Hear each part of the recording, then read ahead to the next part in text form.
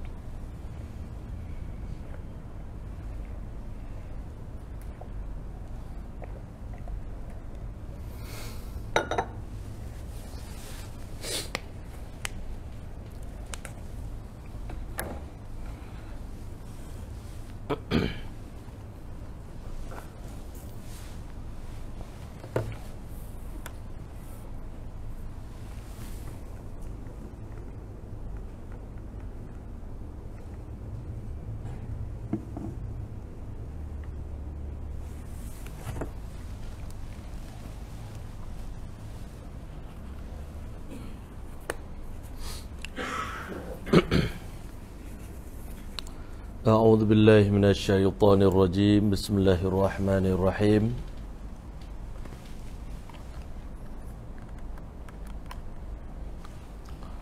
أعوذ بالله من الشيطان الرجيم بسم الله الرحمن الرحيم إن الحمد لله نحمده ونستعينه ونستغفره ونؤمن به ونتوكل عليه ونعوذ بالله من شرور أنفسنا ومن سيئات أعمالنا من يهده الله فلا مضل له ومن يضلله فلا هادي له أشهد أن لا إله إلا الله وحده لا شريك له وأشهد أن سيدنا وحبيبنا ومولانا محمدا عبده ورسوله أما بعد لقد قال الله تبارك وتعالى في القرآن المجيد بعد أعوذ بالله من الشيطان الرجيم بسم الله الرحمن الرحيم والسابقون الأولون من المهاجرين والأنصار والذين تبعوهم بإحسان رضي الله عنهم ورضوا عنه وأعد لهم جنات تجري تحت الأنهار خالدين فيها أبدا إن الله عنده أجر عظيم صدق الله العظيم. السلام عليكم ورحمة الله تعالى وبركاته. Yang saya muliakan Tuan Imam, merangkap pengurusi majlis kita pada malam ini, yang dimuliakan ahli jawatankuasa Surah Putra Al-Amin, pimpinan-pimpinan agama, pimpinan-pimpinan masyarakat, muslimin muslimat, hadirin hadirat yang dirahmati oleh Allah Subhanahu wa taala sekalian. Alhamdulillah, alhamdulillah, kita bersyukur sedalam-dalamnya kehadiran Allah Subhanahu wa taala dalam bulan Rajab yang mulia ini. Allah Subhanahu wa taala lah yang melapangkan kita semua, memberikan kepada kita taufik dan hidayah untuk kita dapat melakukan ketaatan demi ketaatan. Yang mana ulama kata satu orang yang buat baik itu bukanlah tanda dia satu orang yang baik, tetapi kerana dia meletakkan dirinya pada tempat yang baik, maka Allah buka kepada dia lorong-lorong kebaikan. Daripada kita tujuan datang nak sekadar menunaikan sembahyang dengan berjemaah, maka dengan kita buat keputusan untuk hadir solat berjemaah, setiap langkah yang dilangkahi mengampunkan satu dosa kita, menaikkan satu darjat kita di sisi Allah, dan bahkan Allah Subhanahu wa taala memberikan satu pahala di setiap langkah yang kita langkahi. Baru langkahnya saja, kedatangan kita di ke masjid juga menyebabkan Allah Ta'ala akan sediakan makan pagi dan makan petang dalam syurga, khusus untuk menjamu orang yang datang pada waktu pagi dan waktu petang, waktu malam ke rumah Allah Subhanahu wa taala. A'adallahu lahu manzilatan, a'adallahu lahu, Allah Taala sediakan untuknya hidangan.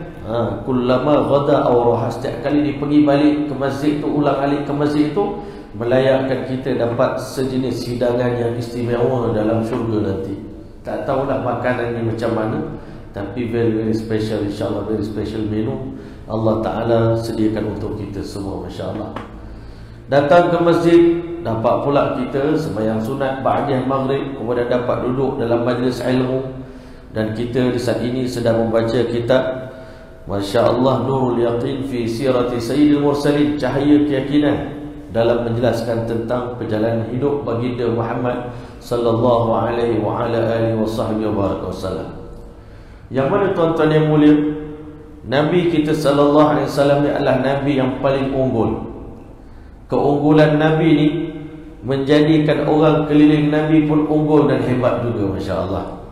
Dan saya selalu bagi tahu, umumnya guru-guru yang hebat ni di dunia ni, yang dapat pangkat tinggi di universiti, di pusat-pusat pengajian tinggi, adalah kerana kebetulan Allah bagi dia peluang mengajar budak-budak yang cerdik dan bijak. Maka kita ajar orang yang bijak ni mudah faham. Tetapi untuk Rasulullah SAW, baginda dihantar oleh Allah untuk mendidik, mentarbiah, mengislah dan berdakwah kepada satu masyarakat yang paling teruk dan rosak di dunia, yang tak pernah ada sejarah keburukan yang pernah dilakukan oleh manusia lebih daripada keburukan yang dilakukan oleh para sahabat baginda sallallahu alaihi wasallam. Masya-Allah, orang Arab ni kalau dia baik, sangat baik, tetapi kalau dia dah berada di tahap yang buruk, dia akan berlaku pada kedudukan yang sangat teruk sekali. Maka kerana itulah Allah Ta'ala tengok pada dia, orang Arab ni ada benda yang tak baik dan ada benda yang baik, tetapi yang menjadi pandangan Allah adalah nilai-nilai positif yang ada pada masyarakat Arab, yang mana mereka ini kalau berazam untuk buat baik, mereka akan melunaskan keazaman mereka. Sifat berani mati ada pada masyarakat Arab jahiliyah waktu itu. Memuliakan tetamu ada pada mereka. Ta'zim kepada syiar Islam. Kalau dia yakin kebenaran pada satu benda, dia sanggup mati kerana benda tersebut. Berdasarkan kualiti-kualiti inilah maka Allah pilih masyarakat Arab, terutama orang Quraisy, yang mana kita belajar pada bulan lepas. Selama ini kita duk sangka kebanyakan musuh Nabi ini terdiri daripada orang Quraisy. Tapi rupa-rupanya sahabat Nabi pun yang hebat, yang sabiqun al-awwalun, yang awal-awal memulai Islam ni pun orang Quraisy juga. Sebab itu Allah pilih sampai hari kiamat al-a'immatu min Quraisy. Rata-rata pemimpin dalam dunia ni, sama ada pemimpin agama atau pemimpin dunia, pemimpin dari segi keduniaan, kepimpinan-kepimpinan, kalau kita tengok di merata tempat, kebanyakannya yang mendominasi kepimpinan-kepimpinan di dunia ini adalah daripada kaum Quraisy juga, Masya Allah. Jadi tuan-tuan yang mulia, berbalik kepada kitab kita, iaitu kalau minggu lepas kita belajar tentang siapakah yang dimaksudkan dengan sabiqun al-awwalun, orang yang terawal memulai Islam. Sebenarnya dalam agama ni, nilai orang Islam ni diukur hebat tak hebat dia pada awaliyah dia, pada awal, siapa yang paling awal memulai Islam, siapa yang paling awal buat pengorbanan untuk agama. Dalam Islam, 50 orang yang terawal memulai Islam inilah dipanggil sabiqun al-awwal, orang yang paling awal memulai Islam. Di sisi Allah, iman mereka lah yang paling tinggi sekali. Sebab mereka beriman pada saat mereka tak tengok lagi kehebatan Islam ni. Mereka tak nampak apa-apa mukjizat pada Nabi, tak nampak apa-apa kelebihan, melainkan Allah bagi kepada mereka hati nurani yang begitu bersih, nampak kebenaran Islam, nampak kebenaran Nabi Muhammad SAW, tanpa dipaksa-paksa, tanpa perlu penerangan yang panjang. Mereka menerima Islam dengan setulus hati, seikhlas hati mereka kepada Allah Ta'ala. Sebab itu lagi lambat memulai Islam, sebenarnya di sisi Allah Ta'ala lagi kurang nilai dia punya kedudukan di sisi Allah, kerana sudah kurang pengorbanannya. Lagi senang macam kita sekarang ni dapat Islam percuma. Sebab itu Islam kita ni, pada ranking orang Islam ni, sebenarnya Islam kita ni tidak terlalulah tinggi sangat, sebab kita dapat dengan percuma tanpa sebarang susah payah, berbanding dengan orang yang terawal memulai Islam ni. 13 tahun yang pertama memulai Islam tu hanya menanggung penderitaan, sampai hijrah ke Madinah pun menderita lagi, susah lagi, lapar lagi, miskin lagi. ya. Tetapi mereka istiqamah dengan agama. Kita hari ini dapat Islam percuma. Allah uji sikit, kadang-kadang awalnya solat tapi kena uji, tiba-tiba tinggal sembahyang. Kenapa? Tak tahan ujian. Baru ujian kecil Allah bagi pada kita, kita dah tinggalkan perintah-perintah Allah Subhanahu wa taala. Sebab itu kita tengok di antara wa minas sabiqin al-awwalin, di antara orang yang terawal, orang yang mendahului orang lain dalam memeluk Islam, dan orang yang terawal buat pengorbanan untuk agama adalah Sayyidina Abu Dzar Al-Ghifari radhiyallahu taala anhu. Abu Dzar ni seorang yang Muslim yang hebat, sahabat Nabi yang unggul, namanya Abu Dzar Al-Ghifari. Dia ni satu orang yang pelik, kan? Di kalangan sahabat Nabi yang agak pelik, Sayyidina Abu Dzar Al-Ghifari. Dia peluk Islam pun pelik, cara dia masuk Islam pun berbeza daripada orang lain. Masya-Allah. Wa kana min a'rabil badiyah. Dia di antara orang Arab Badui yang duduk di pedalaman, di perkampungan. Kalau kita di pedalaman dalam hutan, orang Arab ni orang pedalaman duduk di tengah padang pasir. Ya, masya-Allah. Fasihan, satu orang yang sangat fasih berbicara. Kalau dengar kata-kata Abu Dzar ni, dia macam hadis Nabi juga, perkataan dia, masya-Allah. Hilwul hadis, dan sangat manis percakapan dia. Kalau dia bercakap, orang dengar manis, masya-Allah. Maknanya orang pandai bercakap. Walamma balaghahu, tak kala telah sampai ke pendengarannya mab'atha Rasulullah sallallahu alaihi wasallam, kebangkitan Nabi sallallahu alaihi wasallam. Qala li akhihi, dia berkata kepada adik dia, irkab ila hadzal wadi, tungganglah kamu akan kenderaan, mana pergilah menuju ke wadi, iaitu lembah. Lembah di tempat mana beradanya Kaabah, iaitu pergilah kamu ke Mekah. Fa'alim li ilma hadzal rajul alladhi yaz'amu annahu nabiyyun ya'tihi al-khabaru min as-sama' wasma' min qawli thumma atini. Kerja kamu ambil maklumat tentang lelaki yang mendakwa sesungguhnya dia seorang nabi yang mendapat wahyu daripada langit, khabar daripada langit. Dan kamu pergi cari orang tu dan dengar apa yang dia cakap. Kemudian sampaikan pada aku macam mana cerita dia. Sebab kita selama ini dah dengar daripada telinga kita, daripada mulut-mulut orang Yahudi, sesungguhnya Nabi akhir zaman telah lahir. Dan tiba-tiba dalam ramai-ramai kita hanya orang ni saja yang mendakwa dia seorang Nabi. Jadi kamu pergi dengar dulu. Sebab itu kunci untuk dapat hidayah ni mendengar. Kalau kita ada minat nak tahu, nak mendengar, insya-Allah taala peluang untuk mendapat hidayah. Sebab itu Allah Ta'ala beritahu kunci hidayah ni, fabashirul ibad alladzina yastami'una alqaul. Setiap percakapan yang orang sampai itu kita dengar, perhati betul-betul. Fayattabi'una ahsana, dan diikut poin-poin yang terbaik daripada apa yang didengar. Semalam dalam program yang kami buat selama 3 hari, program Masturat, program dakwah bersama dengan perempuan, isteri-isteri kita, ada 2 poin istimewa yang saya belajar daripada kawan-kawan saya, masya-Allah. Yang pertama saya dengar daripada mulut Maulana Husnul Hizam, seorang muhaddis daripada yang mengajar di hadis di Madrasah Sri Talib. Dia nak kongsi dengan kita apa makna berkat, makna keberkatan. Saya nak cerita dengan tuan-tuan sebelum saya lupa. Ilmu ni kena kongsi.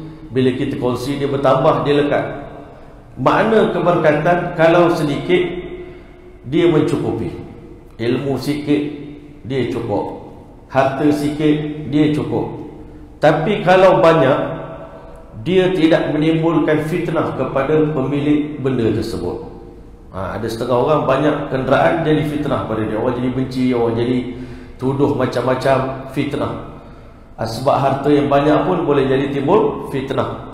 Sebab itu Nabi tak suka umat dia kaya-kaya, bukan kerana Nabi anti kemajuan, tapi setiap berlakunya pertambahan harta dalam diri seseorang akan menimbulkan hasad dengki daripada orang lain kepada kita. Sebab itu Nabi tak suka kita menimbun harta. Kalau harta itu tak berkat, orang akan cemburu dengan kita, orang sihir kita, orang buat macam-macam benda tak baik kepada kita. Tetapi kalau harta itu berkat, banyak macam mana pun, macam sahabat Nabi dapat harta banyak pun, Sayyidina Abdul Rahman bin Auf dapat harta banyak, tapi harta itu sikit pun tidak melalaikan dia daripada kesibukan akhirat, daripada kesibukan agama. Masa Sayyidina Abdul Rahman bin Auf meninggal dunia, harta dia sekitar 16 bilion. Kekayaan Sayyidina Abdul Rahman bin Auf 16 bilion kekayaan dia. Tetapi 16 bilion ni tuan-tuan, sedikit pun tidak melalaikan Abdul Rahman daripada solat tahajud tengah malam macam biasa juga. Pengorbanan dia untuk agama, sedekah dia, puasa dia. Sahabat Nabi dulu, masa zaman senang, masa zaman susah, sama tak berubah. Makanan di rumah mereka tetap sama. Bukanlah masa kaya makan sedap sikit, kan? Macam kita lah masa senang pergi Starbucks lah kita, ya lah. Tak nak dah makan benda lain, kopi lain tak nak minum dah, nak minum Starbucks saja. Bila kita dah senang sikit, makan ayam pun tak mau dah, ayam biasa, mesti nak Kentucky. Particulars pula. Bila kita senang, kita jadi sangat-sangat particulars, nak makan itu, nak makan ini. Itu tak sepatutnya berlaku. Kita tetap kita, walaupun bertambah harta, tidak mengubah sesiapa pendirian kita, kepribadian kita. Yang kedua, saya berkongsi cerita yang di-sharekan oleh Ustaz Syed Putra Hizam, Masya Allah. Dia kongsi, dia kata satu orang Maulana, satu orang Syekh, Masya Allah, dia kata belajarlah sesuatu daripada seekor rusa. Belajarlah sifat seekor rusa. Saya nak share tuan-tuan ilmu ni lah, ya. Apa yang kita kongsi, kita belajar, kita share dengan orang. Manusia ni, orang beriman ni, sepatutnya dia kena belajar daripada sifat seekor rusa, Masya Allah. Rusa ni dia tak pernah tension pun dalam hidup dia, kan? Pagi-pagi dia keluar cari makan. Ada makan dia makan, tak ada makan dia lapar. Singa datang kerja, dia lari. Lepas tu singa tak dapat dia okey. Kalau singa makan dia pun, dia okey. Tak ada sikit pun sifat tension pada seekor rusa.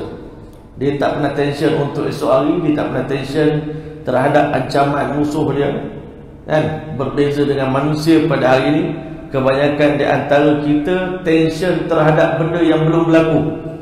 Benda yang tak berlaku lagi kita risau. Baguslah risau pada benda yang belum berlaku, tapi risau, kalau risau akhirat, risau kubur, mahsyar, nak mati dengan husnul khatimah, itu kerisauan yang bagus. Tapi risau pada benda yang tak menentu, benda yang orang panggil benda yang kecil bengil, benda yang tak patut kita risau, kita tension, tiba-tiba stres sampai tak boleh tidur malam. Itu maknanya kita, orang kata, tak betul lah. Kalau kita jadi macam rusa, kan bagus, tak ada tension sama sekali. Kalau dapat rezeki pun alhamdulillah, hari ni kerja, tak dapat rezeki pun tak apa, kan? Apa yang kita hajat Allah bagi pun okey, apa yang kita hajat Allah tak bagi pun tak apa. Mana kita belajar sifat tidak tension ni daripada seekor rusa. Dia relax. Kalau tengok National Geographic, nampak tak rusa-rusa ni stres, tuan-tuan, kan? Rimau datang kejar sekumpulan rusa lagi, dapat tangkap seekor, dia pun okey. Kawan mati pun tak ada stres, kan? Tak ada sampai dia binasakan diri dia. Makna sifat rusa ni, kalau hujan dia lari bawah gunung, bawah batu-batu, dia menyomok. Hujan berhenti, dia pun keluar cari makan balik. Maknanya itulah kehidupan seekor rusa, yang mana hari ini sepatutnya kita berhidup. Kadang-kadang kita masih mengingat kisah-kisah negatif di masa lampau. Kisah-kisah buruk zaman dulu, ingat sampai merosakkan diri kita. Ataupun bimbang tentang benda belum berlaku, ingat sampai rosak diri kita, sampai tak boleh kerja, sampai tak boleh tidur malam, kan? Sepatutnya kita belajar melupakan kisah pahit di masa akan datang. Kalau nak ingat pun, ingatlah dosa-dosa yang dulu, supaya kita padam dosa itu sebelum kita mati. Dan kalau kita nak risau tentang benda akan datang, kita risaulah tentang akhirat, supaya kita dapat buat persiapan sebelum kita mati. Itu mana kerisauan yang betul. Tapi kalau kita risau tak menentu, kisah dah 20 tahun dulu pun masih ingat lagi. Saya ingat lagi, abang ingat masa abang kecil dulu, keluarga kita ni bully abang, mak ayah kita ni usir abang, sisihkan abang. Ingat sangat benda-benda dulu, menyebabkan kita ni tak boleh maafkan kesalahan orang pada diri kita. dan kita pun rugi. Kan, masya-Allah, bertahun-tahun kita duduk dalam keadaan yang buruk. Jadi itu orang panggil jumlah mu'taridhah, cerita sampingan datang tengah-tengah tuan-tuan. Saya nak kongsi dengan tuan-tuan, insya-Allah. Mudah-mudahan boleh jadi sumber inspirasi buat kita. Yang pertama, cerita tentang berkat. Yang kedua, kita mencontohi sifat seekor rusa yang tak pernah stres, masya-Allah, terhadap persekitarannya, masya-Allah. Jadi Sayyidina Abu Dzar Al-Ghifari radhiyallahu anhu, satu orang yang mana dia mula-mula sebelum dapat hidayat, dia suka mendengar. Jadi poin kita ni kena belajar mendengar. Sebab itu kunci hidayat. Ulaikal ladzina hadahumullah wa ulaika hum ulul albab. Orang bijak ni didengar ada berapa orang cerita. Lepas tu barulah komen. Kan tak tahu ujung pangkal, kita masuk tengah-tengah. Lepas tu rupanya kita ni silap. Kita ni lain kali dia kata masuk tu masuk ikut pintu kan. Jangan main menyampuk di tengah-tengah orang bercakap. Tak boleh begitu. Kemudian fantalaqal akh, maka adik pada Abu Dzar ni pun pergilah hatta qadima Makkah, sehingga dia sampai ke Makkah. Wa sami'a min qaulir Rasul, dia pun dengar sabdaan Nabi sallallahu alaihi wasallam. Masa tu bukan senang nak pergi dengar dakwah Nabi ni. Masa tu orang Quraisy akan attack siapa saja yang datang dekat dengan Nabi. Dimusuhi, akan macam-macam boleh kena. Macam-macam boleh berlaku. Maka kemudian summa raja'a ila Abi Dzar, kemudian dia balik berjumpa dengan Abu Dzar Al-Ghifari radhiyallahu anhu. Faqal, lalu dia berkata, ra'aituhu, pada pandangan saya nampak, ya'muru bi makarimil akhlaq, Nabi ni mengajar kita akhlak yang mulia. Mana kepada orang Arab jahiliah ni, Nabi tekankan akhlak, kan, akhlak yang mulia, ya, masya-Allah. Wa yaqulu kalaman ma huwa bisya'r, dan percakapan dia ni bukan percakapan syair. Orang Arab masa tu, kehebatan orang Arab jahiliah ni pada syair. Sebab mereka ni ada pertandingan syair yang terhebat, dipanggil As-Sab'ul Mu'allaqah, 7 syair yang terhebat. Setiap tahun ada pertandingan, siapa boleh buat syair, syair dia akan digantung di dinding Kaabah. Maknanya orang yang paling terer syair. Masya-Allah. Sayyidina lah, orang yang bernama Utbah bin Rabi'ah, musuh Islam, orang paling fasih dalam bercakap. Waktu itu macam-macam penyair-penyair Arab jahiliyah, Farzdak, Umru'ul Qais, banyak syair-syair yang digantung di dinding Kaabah, yang mana makna dia pun hebat, sastra pun hebat. Orang Arab dia dikenal, ini bahasa syair ke bukan bahasa syair. Tapi bila tengok Quran ni berbeza daripada syair.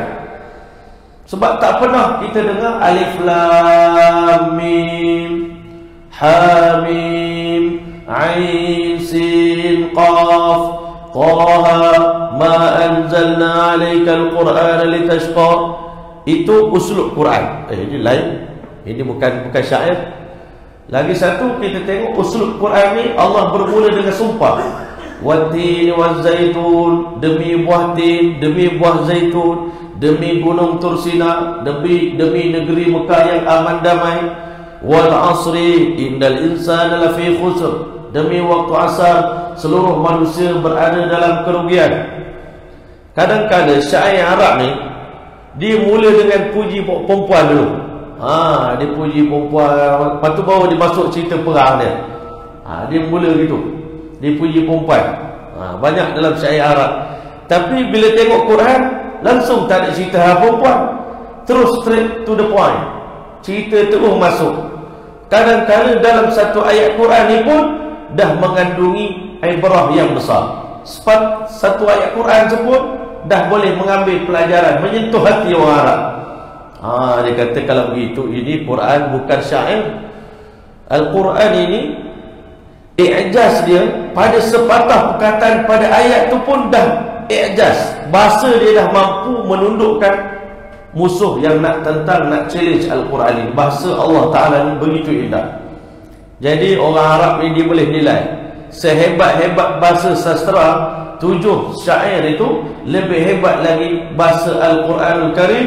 Walau surah yang terpendek dalam Quran, inna a'tainakal kautsar fasalli lirabbika wanhar inna syani'aka wal abtar, pun orang Arab jahiliyah tak boleh lawan dengan 3 patah perkataan 3 ayat dalam surah Al-Kautsar.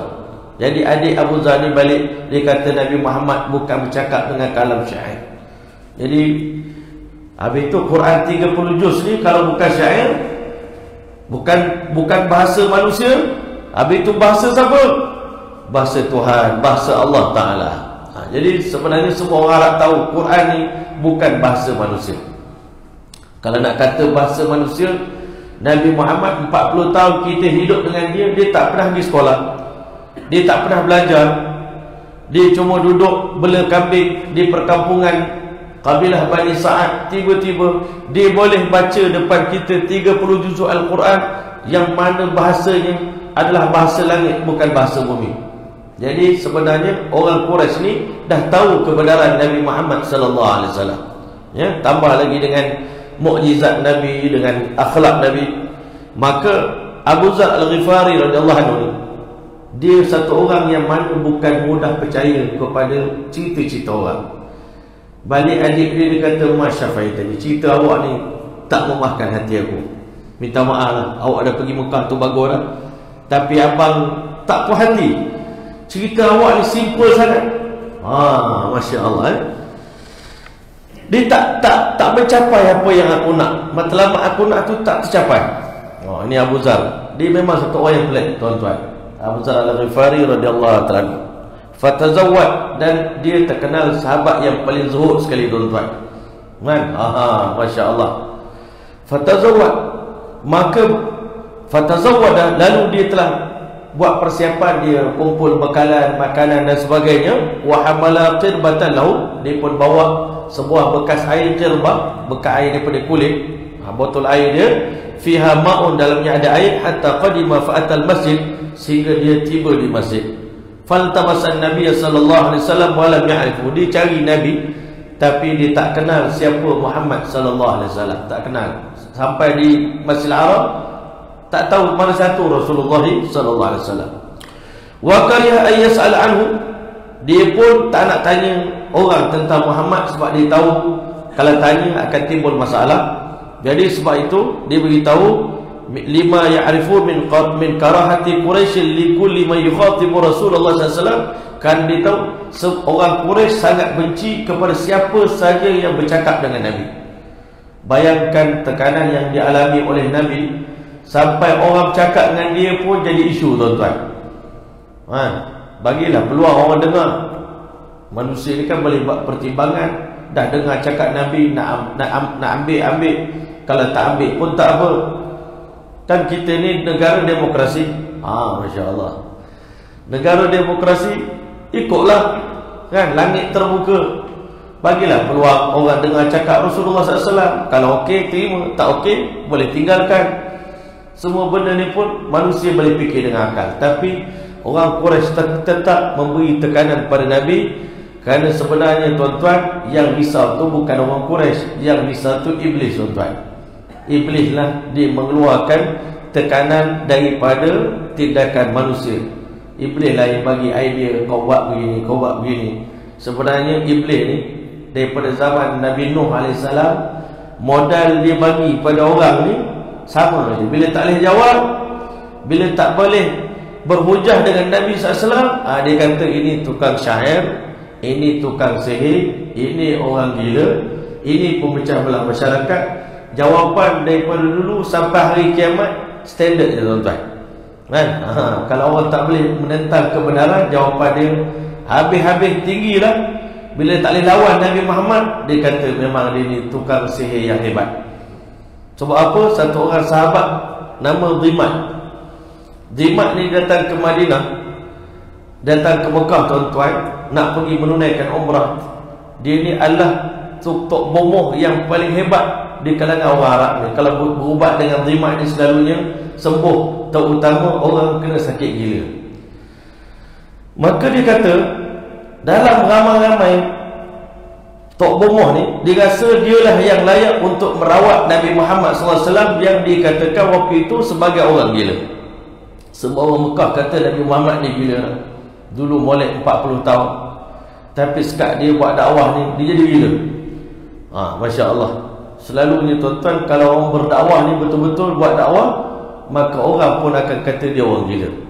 Sebab dia bercakap dengan perkataan yang orang kata bercanggah dengan kehendak nafsu manusia. Cakap akhirat, cakap kebesaran Allah, cakap agama ni, nafsu manusia memang tak boleh nak terima. Ada masa, lebih-lebih bagi kita orang Islam. Kalau orang Islam, ada orang nak cakap kebesaran Allah dengan kita sekarang, tuan-tuan, kita selesa ke tak? Saya nak minta masa dengan tuan, nak cakap 10 minit boleh tak tentang kebesaran Allah? Saya tak ada masa lah, tuan. Kita dengar pun berasap telinga, tuan-tuan. Itu orang Islam, apatah lagi orang bukan Islam, memang berasap, tuan-tuan, kalau cakap agama ni. Sebab dakwah ni, iblis pun tak boleh tanggung. Percakapan dakwah ni terlalu kuat, terlalu hebat. Iblis kalau dengar azan, dia akan lari terkentut-kentut sampai ke Rauhah. Daripada Madinah sampai ke Rauhah 36 km atau 16 km jarak daripada Rauhah ke Mekah, tuan-tuan.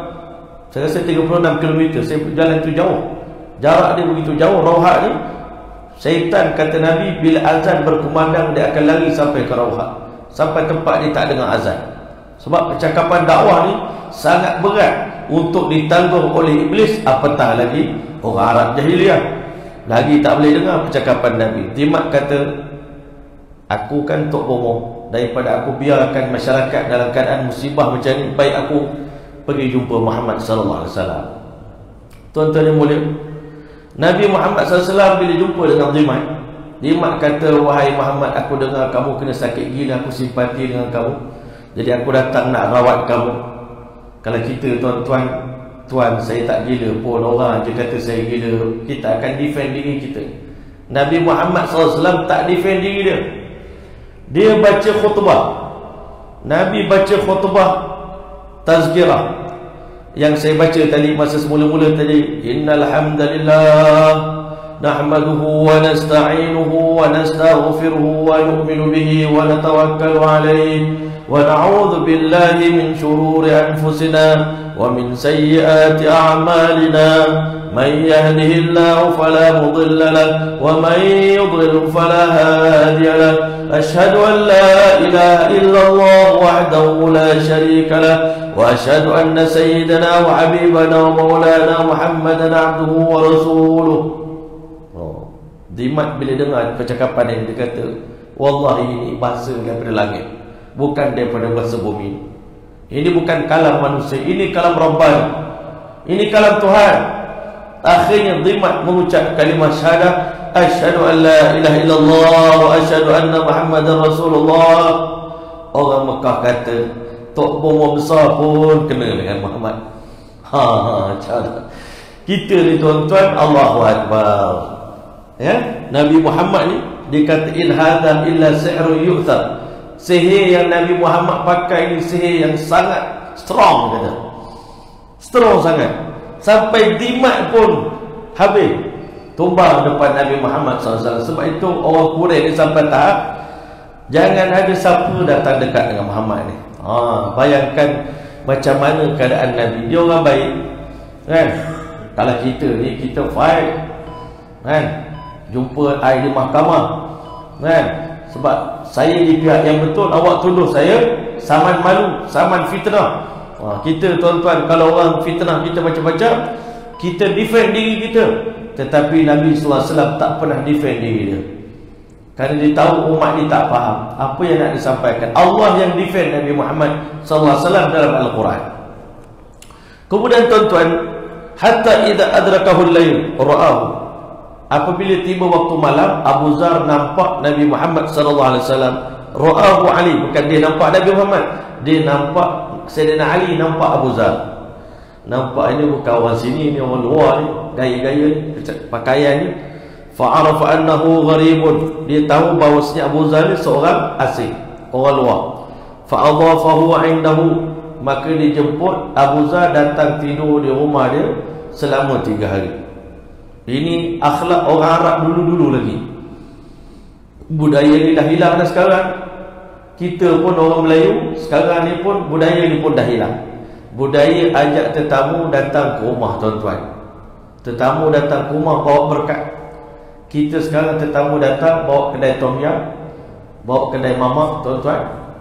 Kedai mamak lah dapat berkat tetamu. Sebab tu kedai mamak tak pernah tutup, tuan-tuan. Maju kedai mamak sebab tetamu semua pergi kedai dia orang. Jadi tetamu, berkat tetamu, kedai mamak dapat. Orang Arab ni zaman jahiliah lagi memandang tanggungjawab mereka ini saki-baki daripada ajaran Nabi Ibrahim yang dulu-dulu dia belajar, iaitu memuliakan tetamu mesti 3 hari. Dan sepanjang 3 hari tak boleh tanya tetamu tu datang untuk apa. Layan dulu, lepas 3 hari baru tanya. Ini kalau kita dapat hidupkan balik amalan ni, tuan-tuan. Orang datang ke kampung kita tak payah tidur hotel, tuan-tuan. Tak laku hotel. Hari ni hotel Masya Allah boleh dibuat besar-besar, kan? Semua benda kena cas, tuan-tuan. Nak minum air sekotak, air satu botol pun kena cas. Masya Allah. Bukanlah tak bagi tidur hotel, tapi kalaulah orang Islam, Masya Allah, jadikan budaya ni hidup balik, kita pergi ke mana pun tak payah tidur hotel. Kita pergi ke Amerika, ada orang Islam jamu kita makan. Nanti dia pula datang tempat kita, kita pula jamu dia makan. Tuan-tuan boleh kasih sayang terjalin berkat kita ikramul dhuyuf, memuliakan para tetamu kita. Masya Allah. Hari ni orang alim pun kita bawa ke rumah kita. Patut ulama-ulama tak payah makan kedai lah, makan di rumah saya lah ustaz. Setiap kali ustaz datang ke masjid kami, insya-Allah kami sediakan rumah untuk makan. Sekarang ni ustaz pun dah lama-lama tak makan di rumah, lama-lama suka makan kedai. Lama-lama orang macam kita orang ni pun tak suka makan di rumah pula. Seronok makan kedai. Sampai bini-bini pun kadang-kadang abang ni, Masya-Allah, kan? Makanan kita orang abang dah kurang makan. Abang makan kat luar sedap-sedap, anak bini kat rumah makan apa je. Kadang dia cakap macam tu, malu juga kita. Tapi nak buat macam mana? Orang layan kita makan sedap-sedap tengah malam lah tu, pukul 11 malam makan besar. Tiap-tiap hari cheat day, kan? Hari ni lah kita tipu sikit, makanlah betul-betul ustaz, esok baru puasa. Saya kata kami ni hari-hari dah cheat day je. Tiap-tiap malam kita tipu perut kita, kata hari ni je makan banyak, esok kita makan sikit, esok makan besar lagi. Masya Allah. Walam yas'al ahadun minhuma sahibahu an syai'. Peliknya Abu Zar pun tak tanya Sayyidina Ali. Sayyidina Ali pun malu nak tanya Abu Zar. Sayyidina Ali pun tak tanya Abu Zar kenapa datang, dan Abu Zar pun tak tanya Sayyidina Ali kenapa you invite saya datang ke rumah you. Ada sebab apa-apa? Tak tanya, tuan-tuan. Kalau kita orang tiba-tiba orang datang ni, kita mesti syak dulu. Sangka buruk dulu, entah ke dia ni ada apa-apa ni, ada udang di sebalik batu ke apa, kan? Masya Allah. Ada qa'idatul dhiyafah. Kalau mengikut kaedah dhiyafah, menyambut tetamu di kalangan orang Arab, li'anna al-Arab, kerana waktu itu orang Arab la yas'alu dhaifa an sababi qudumi, tak pernah tanya tetamu sebab kedatangan mereka, illa ba'da thalathin, melainkan selepas hari ketiga baru tanya, minta maaf ya, tuan datang sini ni ada sebab apa-apa ya, boleh saya bantu? Hari ketiga baru tanya. Allahu Akbar. Kalau dapat hidup balik budaya ni, tuan-tuan haji, tuan-tuan, aman dunia ni, tuan-tuan, kan? Masya Allah. Orang datang nak mencuri pun tak jadi nak mencuri. 3 hari dah layan dia, tuan-tuan, kan? Bagi makan, bagi apa. Aku datang nak merompak ni, tapi dah kena tangkap dengan dia orang ni. Bagi makan 3 hari, tak tanya pula sebab-sebab apa aku datang. Last sekali orang curi pun bertaubat, tuan-tuan, kan? Kalau ambil bab ni lah. Falamma asbaha ihtamala qirbatu, maka bila tiba fajar, waktu pagi, dia telah bawa bekal air dia, wazadahu, dan bekalan dia, duduk di masjid. Macam kononnya beribadat, tapi sebenarnya dia nak tengok Nabi Muhammad sallallahu alaihi wasallam, nak perhati Nabi Muhammad sallallahu alaihi wasallam. Maka tuan-tuan, wa dhalla dhalika al-yawm wa la yarahu ar-rasul hatta amsa. Hari itu berlalu dalam keadaan dia tak tengok Nabi Muhammad SAW sampai ke petang. Bukan senang nak cari Rasulullah, tak jumpa-jumpa. Masya Allah. Kalau kita datang ke madrasah, ustaz nak cari ustaz, dengan kata ustaz tak ada, tak apalah, kita balik dululah, kan? Abu Zar ni nak cari Nabi 3 hari dia tunggu Nabi Muhammad sallallahu alaihi wasallam. Fa'ada ila madja'ihi, maka dia balik ke tempat tidur dia. Famarra bi Aliyun faqal, Masya Allah. Maka Sayyidina Ali lalu di situ, lalu dia berkata, ama inna lirrajul ay ya'rifa manzilat alladhi udhifa bihi al-ams. Ama ana lirrajul ay ya'rifa manzilat alladhi udhifa bil ams.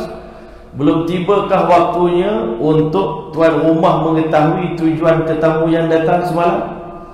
Sayyidina Ali tanya soalan itu. Adakah belum tiba masanya untuk saya bertanya kepada tuan soalan kenapa tuan datang ke sini? Dah. Fa aqamahu fa dhahaba ma'ahu la yas'alu wahidun minhuma sahibu an syai'. Kan? Dia telah duduk di rumah Sayyidina Ali, dia pergi balik ke rumah Sayyidina Ali dalam keadaan dia tak bertanya kepada salah satu antara satu sama lain tentang apa-apa pun, tak tanya lagi. Hari kedua pun tak tanya lagi. Hatta idza kana yawm tsalits, bila tiba hari ketiga, kembalilah Abu Zar Aliun mithla dzalika, kembali Ali pada keadaan yang demikian itu. Thumma qala lahu Ali, kan? Kemudian Ali yang bertanya kepada Abu Zar, ala tuhaddithni man ladzi aqdamaka, tak boleh ke kamu ceritakan kepada aku tentang sebab kedatangan kamu ke kota Mekah ini? Boleh tak cerita sekarang? Bersedia tak untuk buka cerita, buka rahsia ni sekarang? Masya-Allah. Qala in a'taitani ahlan. Abu Zar kata, saya nak letak satu syarat. Tuan bersedia untuk berjanji dengan saya. Orang Arab ni dia jaga janji, walaupun dia jahiliah, tapi bila kata berjanji, dia pasti pegang janji. Kita ni orang Melayu tuan-tuan, kalau janji tak bocor rahsia, tahu. Hak janji itulah.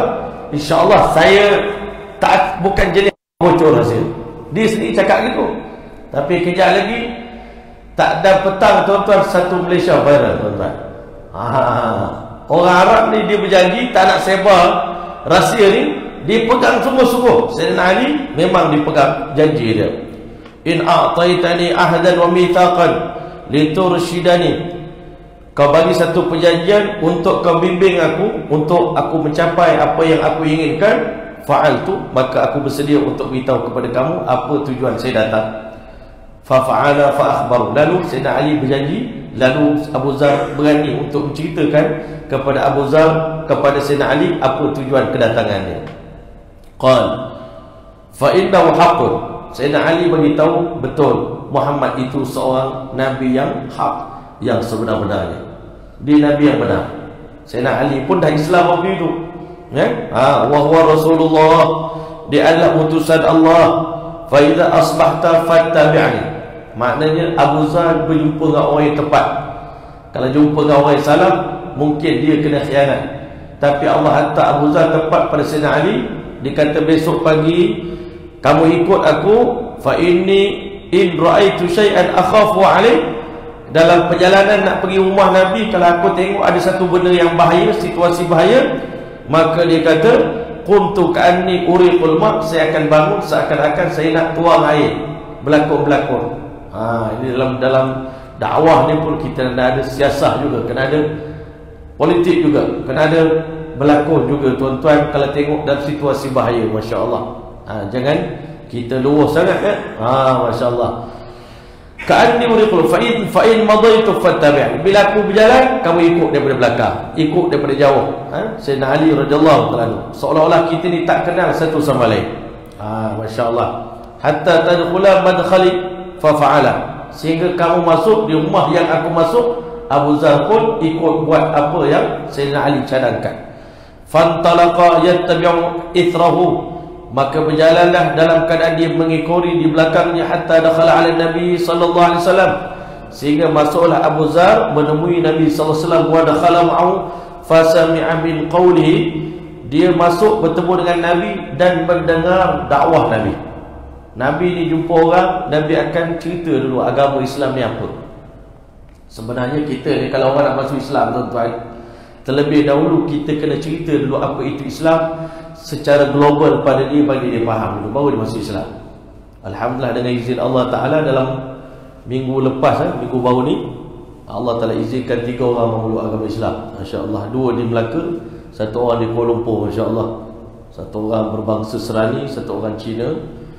Baru ni yang datang terbaru ni pun orang Nepal tuan-tuan. Allah Ta'ala izinkan memeluk Islam. Tapi sebelum dia memeluk Islam, kita kena cerita dulu apa itu Islam, kefahaman dia dah faham betul ke Tuhan itu satu, Tuhan tidak ada anak, Tuhan tidak ada sekutu, patung-patung dan sebagainya. Ini semua dia dah faham, dah jelas, barulah kita ajar dia mengucap kalimah syahadah.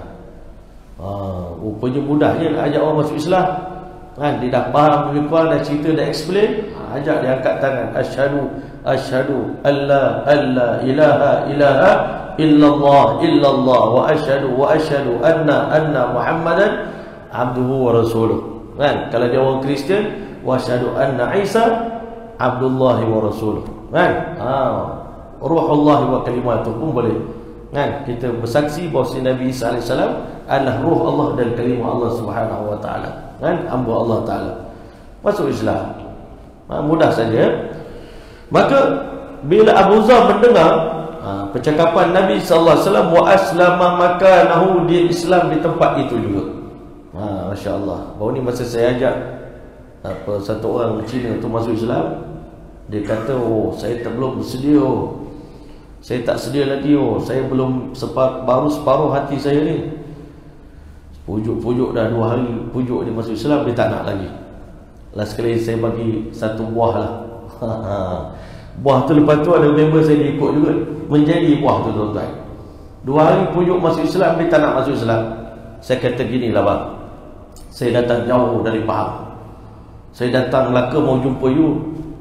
Jadi saya letih. Kalau saya datang sini tak dapat apa-apa, bolehkah sebelum you balik, you bagi hadiah ke saya? Apa hadiah you minta dari saya? Saya mau you masuk Islam lah. You tolong saya lah, bagi saya happy, saya balik Pahang. Itu macam kah? Itu macam saya masuk lah. Kita pujuk-pujuk, kita tak tahu apa lagi skill kita nak buat. Nak bagi dia masuk Islam. Dan sekali kita bagi buah tu lah. Masya Allah. Satu member saya tu, dia pergi kat pekerja Nepal tu, dia kata pujuk-pujuk ajak masuk Islam. Belum mau lah, kita belum sedia lah. Bolehkah, ini hari jadi saya bang, bolehkah you bagi hadiah kat saya? Hadiah apa you mau? You masuk Islam lah, baru saya happy. Oh ya, itu macam kan? Saya masuk Islam. Punya jadilah 2 tuan-tuan. Jadi skill tu, point tu. You boleh bagi hadiah kat saya, you sayang saya tak? Saya, you bagi hadiah kat saya boleh. Apa hadiah? Saya sangat gembira, I'm very happy kalau kamu masuk Islam. Masuk Islam tuan-tuan. Mudah je. Kalau kita pujuk dah banyak kali dah, member kita lama kan, pujuk-pujuk tak nak masuk. Skill dia tu dia tuan-tuan. Cuba share apa yang saya ajar. Nanti dah buat, dah jadi, datang jumpa saya insya-Allah. Jadi tuan-tuan mulia, faqala lahu Nabi sallallahu alaihi wasallam, bila kita buat baru Allah ajar kita. Kalau tak buat, Allah tak ajar. Kita buat baru Allah ajar. Rupanya begini cara dia. Mudah sangat ya. Faqala lahu Nabi sallallahu alaihi wasallam, lalu Nabi sallallahu alaihi wasallam bersabda, irji' ila qaumik, baliklah ke pangkuan kaummu. Nabi tak suruh duduk ramai-ramai di Mekah, sebab tu masa tu tak selamat. Balik berjumpa dengan kaummu, fa akhbirhum hatta yatika amri. Kamu khabarkan kepada mereka, ceritakan kepada mereka tentang Islam, dan tunggu sehingga Allah Ta'ala zahirkan Islam ni, Islam tersebar, nanti kamu datang jumpa dengan saya nanti. Semula bila Islam dah mula diterima dan mula tersebar, Islam dah kuat, nanti baru datang jumpa dengan saya sekali. Tapi sekali buat sebentar waktu, balik dulu ke rumah insya-Allah Ta'ala. Faqala walladhi nafsi biyadi, berkata ia demi yang nyawanya berada dalam genggamanku. Abu Zar ni lepas masuk Islam, dia jos pula tuan-tuan. Dia semangat. Abu Zar ni lain macam. Nabi kata balik, dia kata minta maaf ya Rasulullah, demi Allah la usarrihanna biha baina zahranihim, aku akan mengisytiharkan keislaman aku di depan orang ramai. Nabi suruh balik, dia tak mau. Tapi dia tak termasuk mengingkari cakap Nabi, sebab dia orang tengah semangat. Orang tengah semangat ni kita tak boleh nak kontrol. Dia memang tengah jos kan. Jadi fa kharaja, lalu dia keluar hatta atal masjidah. Dia keluar sampai masuk ke Masjidil Haram. Fanada bi'a'la sauti, dia mengikrarkan kalimah syahadat dengan suara paling kuat. Asyhadu an la ilaha illallah wa asyhadu anna Muhammadar Rasulullah. Orang yang masuk Islam dengan declare ni tuan-tuan, masya-Allah, kan? Muhammad Rasulullah. Faqamal qaum, maka kaum telah bangkit waktu itu, orang keliling Mekah. Pelik tuan-tuan, dia orang tawaf keliling Kaabah tu, dia percaya dah Allah tu sebagai Tuhan kepada Kaabah tu. Tapi bila dengar ucapan asyhadu an la ilaha illallah wa asyhadu anna Muhammadar Rasulullah, semua pakat bangun, pukul belasah Abu Zar Al-Ghifari radhiyallahu anhu beramai-ramai. Pijak dia, pukul dia, katok dia tuan-tuan, ludah dia macam-macam. Fadarabu hatta adja'u, sehingga mereka telah menjatuhkan dia. Tiba-tiba tuan-tuan, dalam keadaan Abu Zar dah luka-luka ni, datang Sayyidina Abbas radhiyallahu anhu menyelamatkan nyawa Abu Zar Al-Ghifari radhiyallahu anhu. Sayyidina Abbas ni dilambat juga masuk Islam tuan-tuan, tapi dia antara pak saudara Nabi yang paling banyak menyelamatkan Rasulullah sallallahu alaihi wasallam, menyelamatkan para sahabat sebelum dia masuk Islam lagi. Kan? Dia leraikan orang tadi. Wa qala wailakum, celaka kamu semua, dia kata. Awalastum ta'lamuna annahu min Ghifar, kamu tak tahu ke dia ni daripada kabilah Ghifar? Kadang-kadang kita berdakwah ni tuan-tuan, Allah hantar orang kafir bantu kita. Sayyidina Abbas ni bantu. Kamu tak tahu ke dia daripada kabilah mana ni? Kabilah Ghifar. Kabilah Ghifar ni kabilah mana? Wa anna tariqa tijaratikum ila Syam, jalan perjalanan perniagaan kamu orang Quraisy nak pergi ke Syam memang lalu di kampung dia orang. Kalau Abu Zar ni matilah, ditakdirkan dengan pukulan kamu ni, jalan rezeki kita orang Quraisy ni nak pergi cari rezeki berniaga di Syam memang ganggulah, memang habislah. Masya Allah. Fa'anqadahu minhum, dengan percakapan itu Abbas telah berjaya menyelamatkan Sayyidina Abu Zar Al-Ghifari radhiyallahu ta'ala daripada mereka itu. Tambahan pula, kabilah Ghifar ni kabilah gangster tuan-tuan. You main nak main tu dengan kita orang, saat lagi korang semua tak selamat. Kami ganggu, kami rompak, kami apa semua. Kat sini biasa-biasa je. Kat Malaysia ni orang rompak rumah orang tu biasa-biasa. Tapi kalau tuan-tuan pergi ke Pakistan tuan-tuan, sekarang ni pun ada lagi. Kalau naik bas ekspres dekat Pakistan, dulu zaman kami belajar dulu, setiap bas kena ada polis pegang pump gun tuan-tuan. Sebab tengah-tengah jalan kadang-kadang perompak ni dia serang di tengah-tengah bas lalu di celah gunung, celah gua tuan-tuan, perompak tembak syuk. Ada seorang makcik tu datang nak ziarah anak dia tuan-tuan di Faisalabad, nak pergi berjalan ke tempat-tempat lawa-lawa di Pakistan. Makcik teringin nak pergi, tiba-tiba malam tu bah dia kena serang tuan-tuan. Peluru atas kepala dia syuk, atas belakang badan jadi mengelak. Makcik tu kata, lepas ni taubat dah, tak nak pergi ke Ustaz. Tuan-tuan boleh. Ini perompak yang jenis merompak beramai-ramai ni tuan-tuan. Sekarang ni pun ada lagi kabilah-kabilah tertentu di Pakistan. Lepas tu memang seronok jalan sana, lawa macam syurga Pakistan, tempat dia lawa-lawa, salji-salji. Tapi nak pergi tu pun ada bahaya je. Bas ekspres tiap-tiap malam mesti kena ada seorang polis duduk dalam tu. Kadang polis pun tak boleh nak lawan seorang kan. Ada orang 30-40 orang, semua pakai senjata tuan-tuan.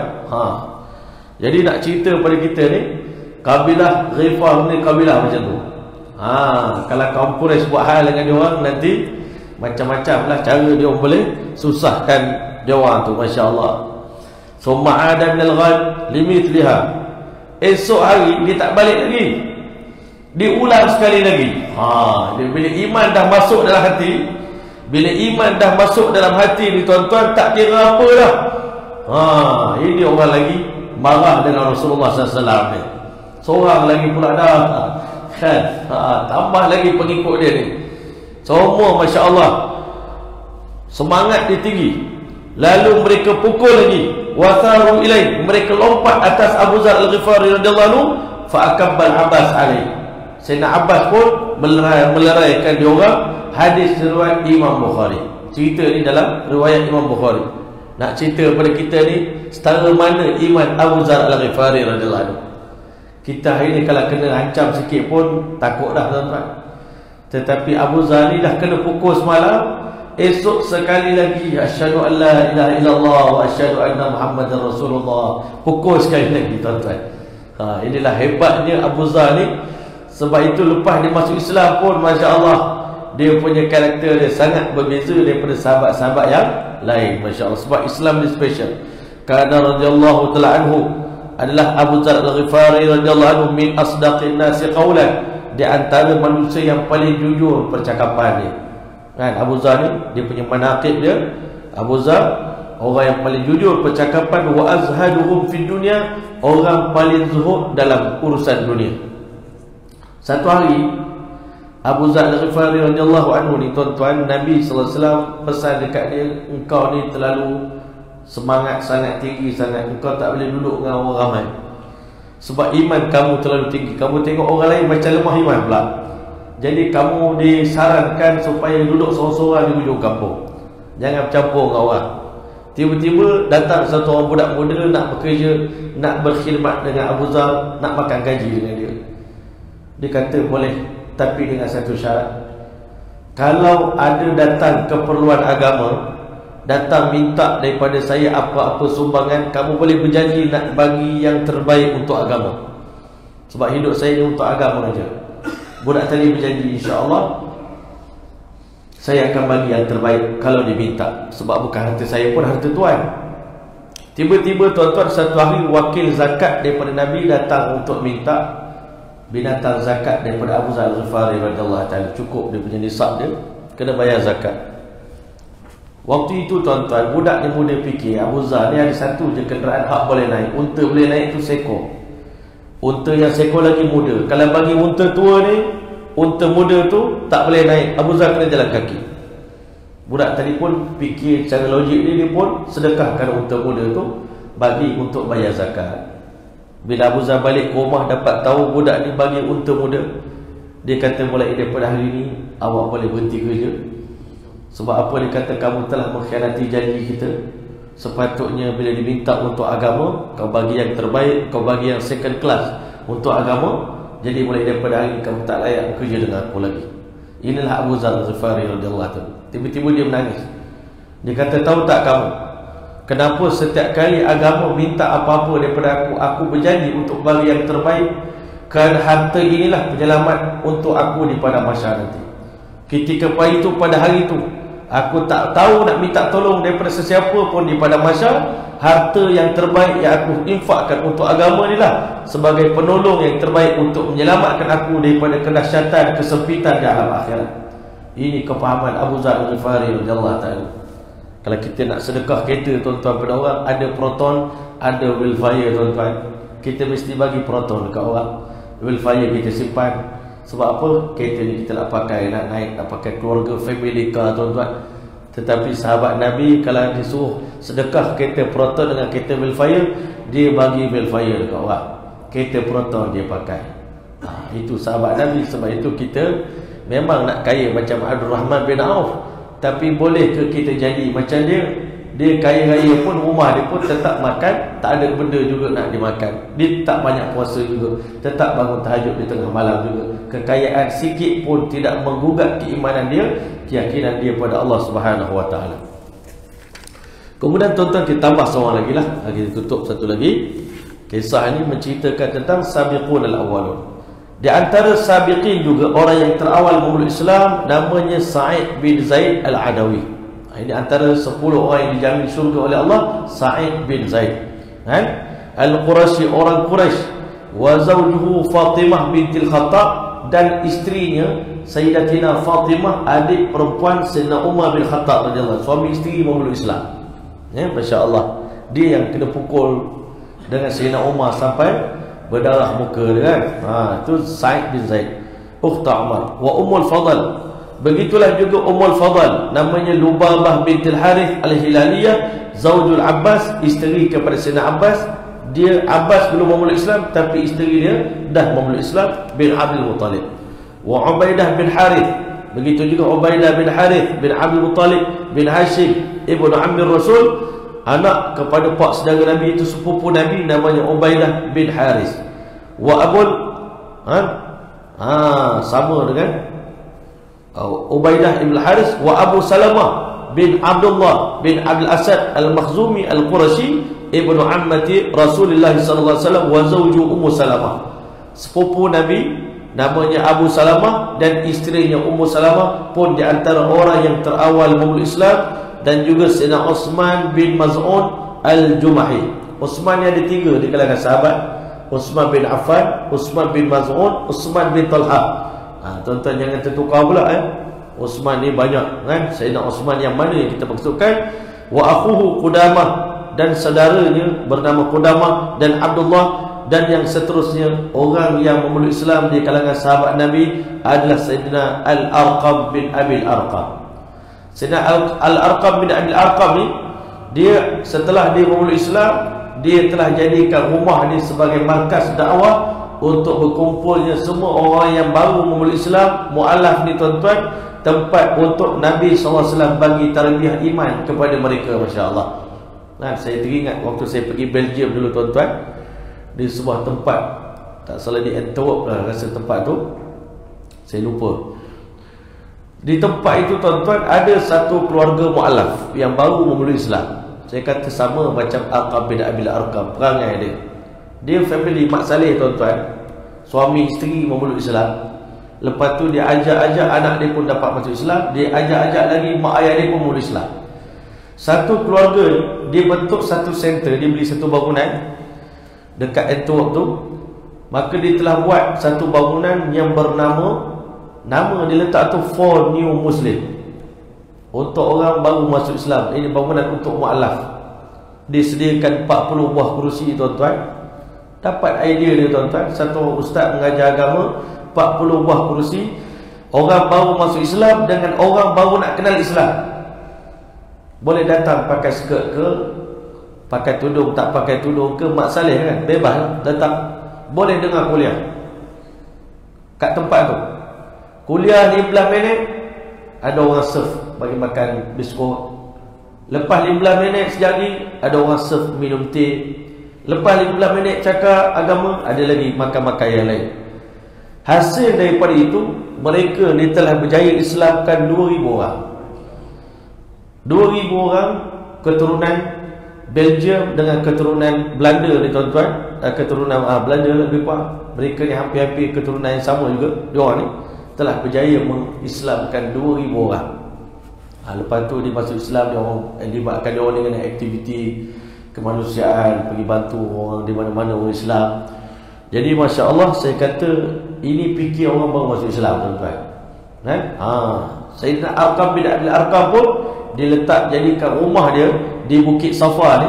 Kalau tuan-tuan pergi ke Bukit Safa dekat belah tu, di tepi Bukit Safa itu adalah lokasi di mana tuan-tuan, itulah rumah Arqam bin Abil Arqam, markas dakwah yang pertama yang dibina oleh Nabi Muhammad SAW di kota Mekah sebelum Nabi SAW membina markas dakwah di kota Madinah Al-Munawwarah.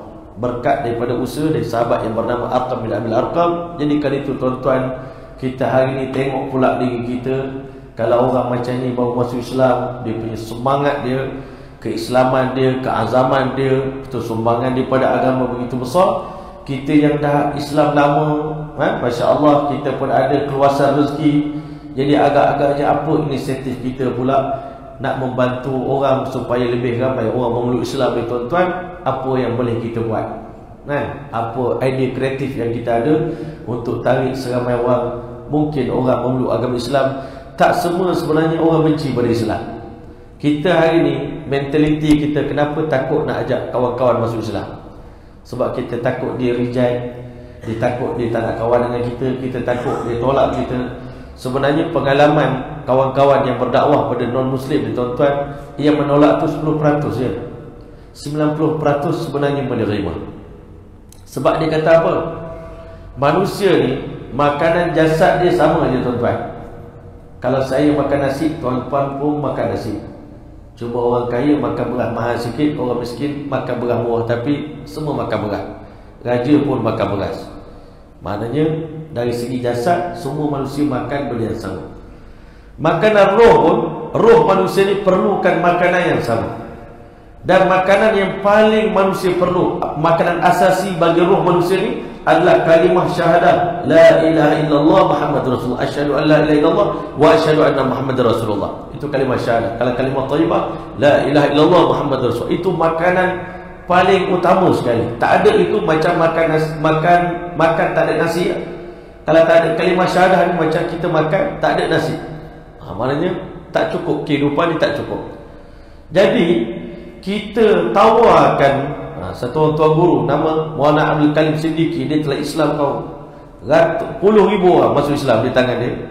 Dia kata hari ni mentaliti kita ni, awal-awal lagi kita dah sangka buruk orang kafir tak nak memeluk Islam. Itu yang pertama sekali. Jadi di situ kita dah gagal lah di situ. Sebab kita dah negative thinking. Sepatutnya kita positive thinking. Yang kedua dia kata sebelum keluar rumah sembahyanglah hajat dulu, minta doa pada Allah. Lepas tu nanti jumpa dia, doakan ya Allah bagilah kebaikan pada orang ni, bukalah pintu hati ni untuk memeluk Islam. Lepas tu cakap percakapan yang mudah dia ajar. Dia kata sebenarnya Masya Allah, tuan dengan saya kita daripada keturunan yang sama. Bahkan Maulana Abdul Karim Siddiqui dia kata berbeza hukum fiqah dengan fiqah dakwah dengan fiqah syariat ni berbeza. Kalau ikut hukum Islam, bagi salam pada orang kafir ni tak boleh. Tapi demi dakwah kita boleh bagi salam. Sebenarnya bagi salam itu pun dah merendahkan, menundukkan banyak hati dia dekat pada Islam. Sebab itu Nabi Ibrahim masa bagi dakwah pada kaum dia, salamun ala man ittaba'al huda, sejahtera untuk mereka yang mengikut jalan hidayah. Salamun alaikum, sejahtera untuk kamu. Kan? Maknanya bagi salam itu pun satu poin dah menyebabkan orang kafir ni dah rasa terharu, teruja. Tuan-tuan tambah sikit lagi, peluk lagi tuan-tuan. Peluk dia, bagi dia makan, suap dia, ajak dia tengok kita sembahyang. Sembahyang dengan kita. Boleh ke saya sembahyang? Boleh. Jom sembahyang, ambil wuduk. Ajar dia sembahyang, ajak dia sembahyang. Satu orang general Thailand tuan-tuan, lepas dia ajak sembahyang malam tu sampai pukul 1 pagi dia tak boleh tidur malam. Lepas sembahyang dia telefon tuan guru kami Syekh Abdul Rahman nak masuk Islam pukul 1 pagi. Kita pun pergi tuan-tuan, masuk Islam tuan-tuan dengan izin Allah Ta'ala. Maksudnya tuan-tuan, mudah sekali nak ajak orang memeluk Islam ni. Bukanlah kerja yang payah, tetapi kita sendiri kena ada inisiatif, kena ada langkah, kena ada strategi, kena ada planning tuan-tuan, supaya mereka-mereka ini Allah Ta'ala pilih kita sebelum mati, seramai mungkin orang dapat masuk Islam melalui usaha kita tuan-tuan. Barulah kita ni layak untuk dibangunkan bersama dengan para sahabat dan para nabi di pada masa esok. Kalau tidak, malu kita nak berdiri dekat sahabat. Sahabat Nabi tanya, kau berapa orang masuk Islam tangan kau masa-masa hidup? Allahu Akbar. Tunduk malu. Kami minta maaf, kami Islamkan bukan satu kampung, bukan satu daerah. Kami Islamkan negara by negara, state by state. Sahabat Nabi Islamkan Tunisia, lepas tu pergi ke Algeria, pergi ke Morocco, pergi ke Bahrain, pergi ke Oman. Semua masuk Islam bila tengok amalan dan akhlak para sahabat Nabi SAW.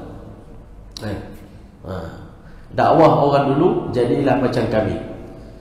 Tapi kita sekarang ni kalau orang Islam, dakwah orang jangan jadi macam saya ya. Sebab saya ni dulu teruk, tolong jangan jadi macam saya. Jadilah orang yang lebih baik daripada saya. Sebab apa kita ni teruk tuan-tuan, nak cerita apa ke orang kan? Jadi kalau sahabat Nabi dulu, jadilah macam kita orang. Kita orang alhamdulillah sebelum Islam nakal, jahat dulu, bunuh orang, minum arak. Tapi masuk Islam alhamdulillah kami berubah. Kami jumpa guru kami yang terbaik, Nabi Muhammad SAW. Dia ajar kami macam-macam kebaikan, sampai adab nak buang air kecil pun Nabi kami ajar. Allahu Akbar. Hidup kami berubah, kefahaman kami dapat banyak kebaikan dengan berkat kami ikut Islam, kami ikut Nabi Muhammad SAW. Akhirnya orang kafir pun kalau begitu kebaikan dia, kami pun nak juga. Dah ramai orang masuk Islam. Jadi mudah-mudahan Allah juga bagi kita ni kesedaran bahawa si Islam yang kita anuti ini bukan eksklusif milik orang Islam. Agama Islam ni perlu di-share dengan seluruh manusia di seluruh dunia hari ini. Tuan-tuan yang mulia, Masya Allah, kalau kita tak berdakwah tuan-tuan, jangan kata orang kafir masuk Islam. Bila kita tidak mengajak orang, akhirnya orang dah Islam pun akan keluar pada Islam. Ya, Masya Allah. Jadi mudah-mudahan Allah bagi taufik hidayah untuk kita dapat hayati kita amalkan dan sampaikan. Sekian aku qouli hadza wa astaghfirullahal azim li wa lakum lisa'il muslimin wal muslimat fastaghfiruhu innahu ghafurur rahim. Wassalamualaikum warahmatullahi taala wabarakatuh. A'udzu billahi minasyaitonir rajim. Bismillahirrahmanirrahim. Allahumma ij'al jam'ana hadza jam'an marhuma wa tafarruqana min ba'di tafarruqan ma'suma wa la ta'al fina wa la minna shaqiyyan wa la mahruma bi mannika wa fadlika wa karamika wa rahmatika ya arhamar rahimin. Allahumma jammilna bil 'afiyati was salama wa haqqiqna bit taqwa wal istiqamah wa 'idna min mujibatin nadama fil hal wal ma'al innaka 'ala kulli shay'in qadir. Allahumma tahhir qulubana min an-nifaq wa 'amalana min ar-riya wa alsinatana min al-kadhib wa 'aynana min al-khiyana fa innaka ta'lamu kha'inatal a'yun wa ma tukhfi as-sudur. Rabbana atina fid dunya hasanah wa fil akhirati hasanah wa qina 'adhaban nar. Wa sallallahu ta'ala ala khairi khalqi Muhammad wa ala alihi wa sahbihi wa sallam. Subhana rabbika rabbil 'izzati 'amma yasifun wa salamun 'alal mursalin walhamdulillahi rabbil alamin. Taqabbalallahu minkum. Tutup majlis dengan tasbih kafarah dan surah al-asr. إلى الذين آمنوا بالصالحات وتواصوا بالحق وتواصوا بالصبر.